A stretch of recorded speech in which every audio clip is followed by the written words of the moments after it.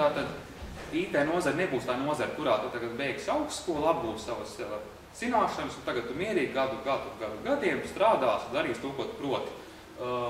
Kā jau arī Uldis teica, nu, nemitīgi būs spiests sekot jaunumiem, mācīties, analizēt kaut kādas pārmaiņas, eksperimentēt, lai teiksim, augt līdz konkurentiem un varētu strādāt. Bet vai tas ir jādara tikai vakarā pēc darba, vai to tomēr arī tavā kompānijā Exigen nodrošināja kompānija, lai man kā darbiniekam būtu tās izpratnes par jaunām tehnoloģijām jau kā mācības?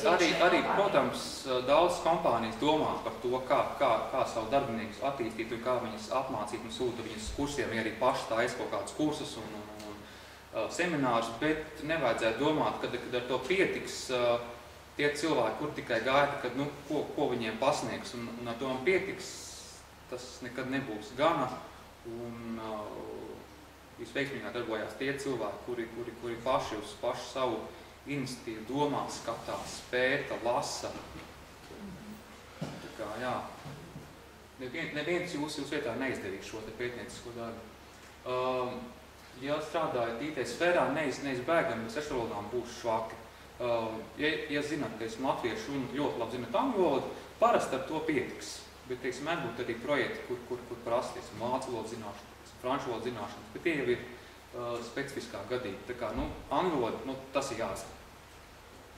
Tas piebildīšu šo jautājums, kā ir krievu valoda, tāpēc, ka pareizībā krievu valoda ir ļoti vajadzīga. Teiksim, jūsu gadu gājumu cilvēki, teiksim, pie mums meklē darbu. Mēs reāli pārbaudām, vienkārši parunājamies krieviski. Patiesībā mēs esam šokēti, ka diezgan slikti zinu, un krievu publika mūsu vismaz IT infrastruktūras apkalpošanā ir stipri daudz, un tāpēc, ja jums vēl iespēja, tad, ja krievu ir švaki, tad mācīties, noteikti noderēs. Mūsu liela kaimiņzeme blakus Krievija, tas ir milzīgs tirgus patiesībā.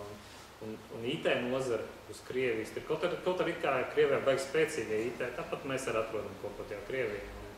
Tāpēc noteikti mācīties krievu valodu. Tas ir valodām baigi svarīgi.